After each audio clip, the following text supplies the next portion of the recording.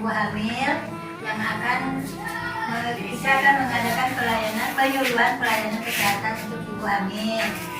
Untuk penyuluhan tersebut akan disampaikan oleh Ibu Enda. Kepada Ibu Enda kami persilakan. Ya, terima kasih ya Ibu. Kita mulailah pelayanan kesehatan pada ibu hamil ya.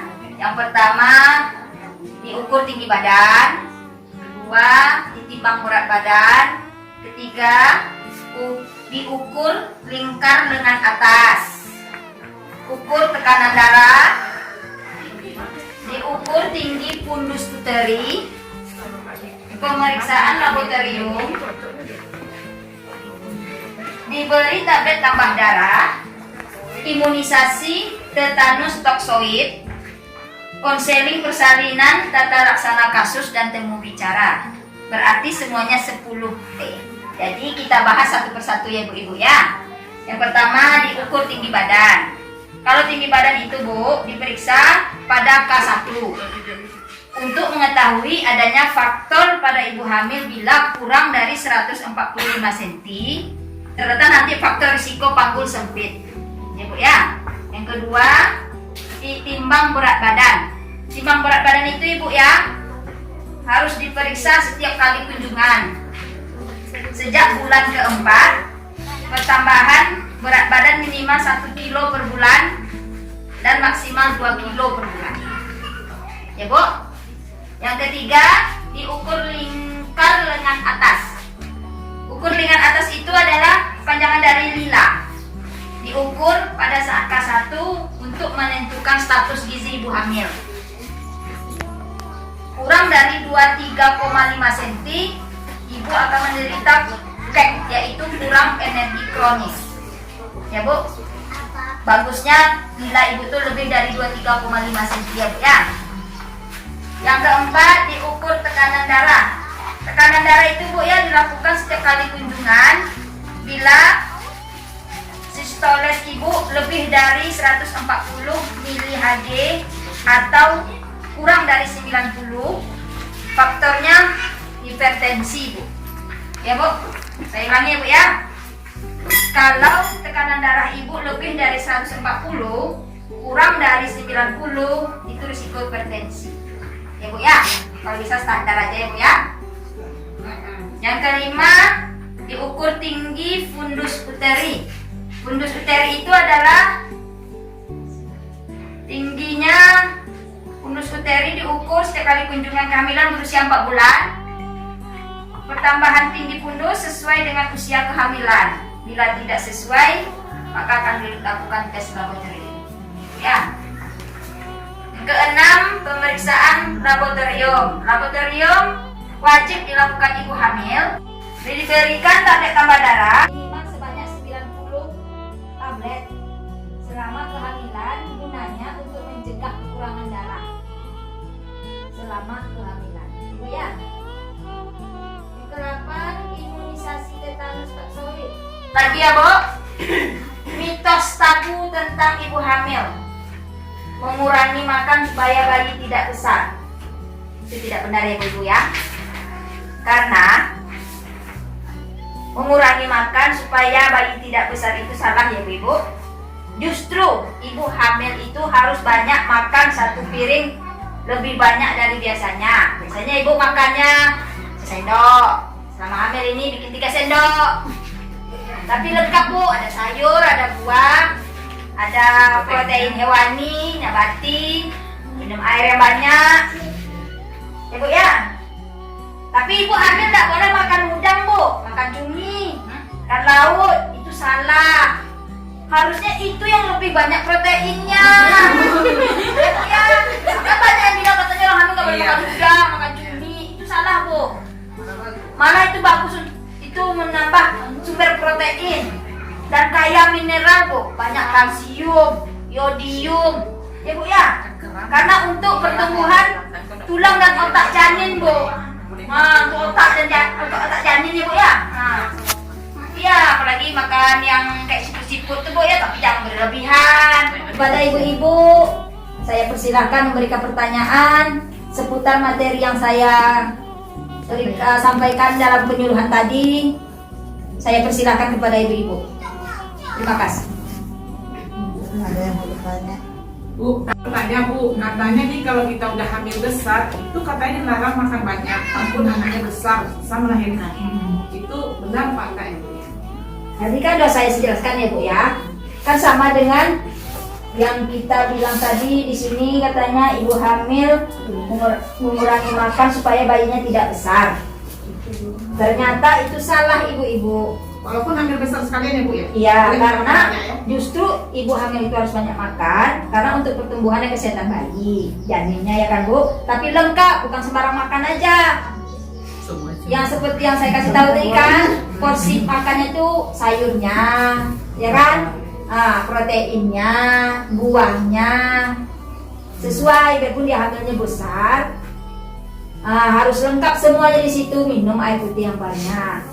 Tapi kalau memang lebih jelasnya lagi, kita ada dokter yang lebih ahli yang ingin menjawab pertanyaan ibu tentang kelebihan makan waktu hamil besar. Karena sekarang kita ada dokternya, yaitu Dokter Mary, yang akan memberikan penjelasan tentang pertanyaan ibu tadi. Kepada Dokter Mary, saya persilahkan. Assalamualaikum warahmatullahi wabarakatuh. Waalaikumsalam warahmatullahi wabarakatuh. Oke, baik ibu hamil kita hari ini yang hadir ada sekitar 12 orang ya. Baik, sebelumnya saya akan perkenalkan diri. Nama saya Dr. Mary Murniati, bertugas di Puskesmas Tambang. Hari ini saya hadir di tengah ibu-ibu yang kegiatan kelas ibu hamilnya setiap bulan, ya Bu ya. Baik, sudah megang buku pingnya Bu semuanya? Coba tunjukkan ke atas buku pingnya. Pegang, tunjukkan ke atas. Oke, sudah punya semua ya. Baik. Ini ibu hamilnya. Kunjungan pertama ada kegiatan tadi Ibu sudah dengarkan kan? Tadi sudah kader kita Bu Endang memberikan penyuluhan kesehatan terkait pelayanan kesehatan pada ibu hamil. 10T itu penjelasannya juga ada di dalam buku pink tersebut ya. Jadi nanti bisa dipahami kembali. Makanya ibu hamil itu harus tahu berat badannya berapa nambahnya, lingkar lengannya normal apa tidak, tinggi badannya ini ada resiko nggak nantinya dia untuk panggul sempit. Ya, apalagi kalau anak pertama nih, ya, yang belum ada pengalamannya. Kalau anak pertamanya sudah lahir normal, berarti dia tidak akan panggul sempit. Ya, kemudian tensinya bagaimana? Kemudian kita sudah ada pemeriksaan HIV, hepatitis, ya, dan kemudian tereliminasinya hepatitis, HIV, sama satu lagi sifilis, ya, sifilis. Ini adalah penyakit-penyakit yang bisa terinfeksi pada ibu hamil ya, yang pasti melalui hubungan seks ya. Makanya ini sangat membantu sekali. Maaf, kalau seandainya nanti dari pemeriksaan trieliminasi ini ada yang positif, berarti sumbernya berarti dari suami, kan begitu. Tapi ini kita sikapi secara positif. Mudah-mudahan tidak ada ya Bu ya. Negatif semua kan hasilnya kan? Ada yang positif? Tapi kemungkinan hepatitis ya. Hepatitis itu dapatnya bukan dari hubungan seks, tapi dari penularan makanan atau kontak darah. Kalau hepatitis A melalui makanan, hepatitis B melalui kontak darah. Hepatitis ini atau ibu penyakit apa? Penyakit hati, penyakit kuning ya, kuning. Jadi ibu hamil itu tidak boleh sampai kuning ya. Kalau menderita hepatitis maka otomatis si bayi pun akan terinfeksi. Ini rata-rata resikonya anak bisa melahir dengan kondisi meninggal, ya. Jadi seperti itu. Jadi begitu juga dengan penyakit sifilis, begitu juga dengan penyakit HIV/AIDS. Jadi ibu hamil diharapkan selama pelayanan kesehatan ibu hamilnya itu benar-benar sehat. Dengan cara apa? Yaitu dia yang saat ini yang ibu lakukan. Ibu hadir setiap bulannya ke kelas ibu hamil, terpantau dengan bidan kita, ya, terpantau dengan tim kesehatan kita, kader kita. Jangan sampai ibu hamilnya ada yang gizi kurang. Ini ibu yang hamil pertama berapa tadi nilainya? Normal nggak nilainya tadi kata bu bidannya? Kurang? berarti, oke? Dan bentuknya ya. Iya. Ya, jadi kalau kurang lingkar lengannya, berarti kebutuhan protein, karbohidrat untuk si ibunya aja tidak cukup. Itu maksudnya. Jadi, apalagi untuk kebutuhan anak kita. Jadi pada ibu hamil ini kebutuhannya akan meningkat 5-10 kali. Baik itu karbohidratnya, proteinnya, mineralnya ya. Itu akan meningkat lebih banyak. Jadi pada ibu hamil diharapkan untuk memantau lingkar lengannya, itu tujuannya. Jadi jangan merasa minder ya Bu ya. Apapun yang kita temukan, mungkin nanti kesehatan terhadap balita kita tidak sehat atau gimana, jangan itu menjadi permasalahan buat kita, menjadi minder untuk dibawa lagi ke kelas ibu hamilnya atau posyandu balitanya ya. Nah, karena kenapa? Dengan ibu-ibu dipantau setiap bulannya, kondisi kesehatannya akan terjaga. Nah, seperti itu. Kita pada ibu hamil cake ada bantuan biskuitnya. Jadi biskuit ini akan diberikan sampai nanti normal lingkar lengannya, ya. Nah, jadi itu harapannya. Jadi harus diikutin setiap proses kegiatannya. Nah, baik, mungkin nanti satu persatu Bu Endang sediain kursi satu sini Bu Endang. Nah, sediain kursi satu sini, satu ibu hamilnya lihatkan buku hamilnya ke saya. Akan saya isi nanti.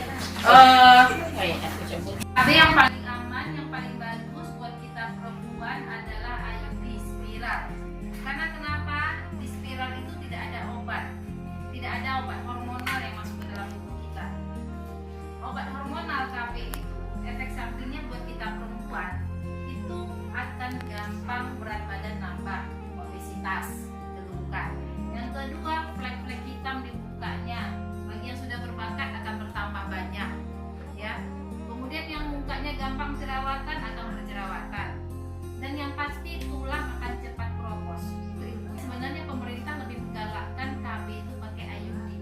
Saya tuh nggak pernah pakai suntik, nggak pernah. Saya implan nggak pernah pakai. Saya pil yang pernah saya pakai itu pil yang bagus, yang pil Diane atau Yasmin ya. Itu efek sampingnya sangat minimal untuk kecantikan malah. Tapi harganya lumayan. Saat itu aja udah 150. Saat ini udah lebih 22,5. Jadi modalnya besar. Daripada modal besar, IUD itu hanya dipakai gratis malah di puskesmas itu tahan untuk 7 tahun KB-nya. Nah, ya jadi sampai anak kita SD kelas 1 atau kelas 2 itu baru dilepas, diganti kalau masih usia subur. Nah, masih belum masuk. Nah, ini masih punggungnya. Kakinya di sini. Perkiraan melahirkan 5 Januari, kemudian suruh tablet ya Bu ya, 1 tablet sehari, minumnya pakai air putih biasa ya. Nanti kalau air besar kita agak vitamin. Besok datang pasti.